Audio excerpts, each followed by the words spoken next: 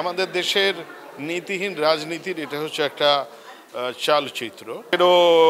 Zip চালিয়ে আপনার মুখের উপরে দিয়ে ধুলা উড়িয়ে দিয়ে চলে যেত। চরিত ধর্মের কথা বলছে, তো শোনার লোকটা কোথায়? আমাদের দেশের রাজনীতিবিদদের জন্য এটা একটা বড় লেসন। আসলে বিচার, এক ধরনের বিচার তো পেয়েছি, ও বিতাড়িত, পালিয়ে আছে এবং খুব খারাপ অবস্থায় আছে, এমনকি তার খাওয়ার পয়সা নেই, আমরা সেটাও দেখতে পাচ্ছি। আর ছবিটা তো এটা পলিটিক্যাল স্যাটায়ার তো অবশ্যই, তবে আমাদের দেশের নীতিহীন রাজনীতির এটা হচ্ছে একটা চালচিত্র, যে নীতিহীন রাজনীতির কারণে সমাজের অবস্থা কি হয় এবং যারা এটার সাথে যুক্ত থাকে আলটিমেটলি তাদের পরিণতি কী হয়। কেউ জেলে, কেউ গুপ্ত হত্যার শিকার, অথবা কেউ দেশ থেকে বিতাড়িত। সুতরাং আমাদের দেশের রাজনীতিবিদদের জন্য এটা একটা বড় লেসন, যে যদি আপনি রাজনীতি করেন, দেশের মানুষের জন্য রাজনীতি করেন, সমাজের মানুষের জন্য করেন, উইথ দ্য প্রিন্সিপাল করেন, এই পথটা হয়তো অনেক কঠিন, বন্ধুর হবে, কিন্তু সেটাই করবেন, সেটা লং লাস্টিং করবেন। আমাদের দেশে যারা সৎ রাজনীতিবিদ, হয়তো কেউ এমপি হতে পারেন নাই, কেউ মন্ত্রী হতে পারেন নাই, কিন্তু যারা সৎ রাজনীতি করেছেন এবং জনগণের জন্য করেছেন, তাদের স্মৃতি কিন্তু জনগণের মনের মধ্যে আছে এবং এটা জাগরুক থাকবে। আর যারা খারাপ কাজ করেছেন তাদের স্মৃতিও জনগণের মধ্যে জাগরুক থাকবে। সো টোটালি মিলিয়ে 840 হচ্ছে আমাদের দেশের নীতিহীন রাজনীতির একটা চালচিত্র।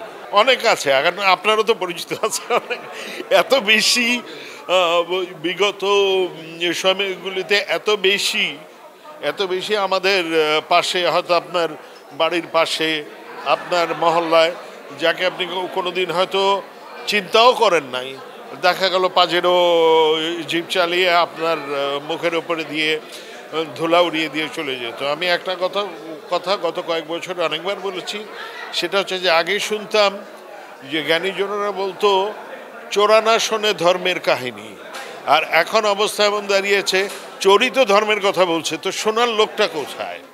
তো যারা খারাপ মানুষ, যারা আমাদের সমাজকে কলুষিত করেছে, এটাই সমাজকে গ্রাস করে ফেলেছিল গত কয়েক বছর। আমার কাছে একটা বিষয় মনে হয়েছে, সেটা হচ্ছে যে নীতিহীন রাজনীতির পরিণতি কি হয়, এই সিনেমা দেখলে একটা দর্শক খুব সহজেই বুঝে যাবে, সেটাই হয়েছে। এবং মোস্তফা সরোয়ার ফারুকী নিশ্চয়ই এই মেসেজটাই দিতে চেয়েছে, যেটা একজন দর্শক হিসেবে আমি যখন দেখেছি আমার কাছে মনে হচ্ছে নীতিহীন রাজনীতির পরিণতি, এবং সেদিক দিয়ে অবশ্যই ছবি সাকসেসফুল। দর্শকদের বলতে যাবে, এমনিতে তো মোস্তফা সরোয়ার ফারুকীর ছবি আমার বলাতে দর্শক আসবে না, দর্শক তো মোস্তফা সরোয়ার ফারুকী কিছু বানালে, উপস্থাপন করলে সেটা দর্শক এমনিতেই আসে। তবে এটাই হচ্ছে খুব অবিশ্বাস্য যে এটা আসলে আমরা 3-4 বছর আগে, 2-3 বছর আগে কাজটা করেছি, এবং এটা এখনকার বাস্তব অবস্থার সাথে অনেক ক্ষেত্রেই মিলে যায়।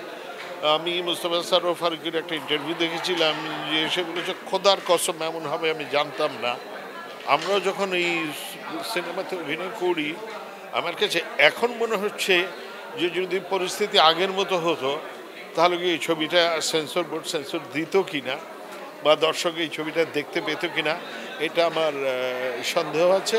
এই জন্য দর্শককে বলবো যে এখন যেহেতু অনেকটাই মুক্ত, আসুন সিনেমা হলে ছবি দেখুন, ভালো লাগলে প্রশংসা করুন, খারাপ লাগলে সমালোচনা করুন।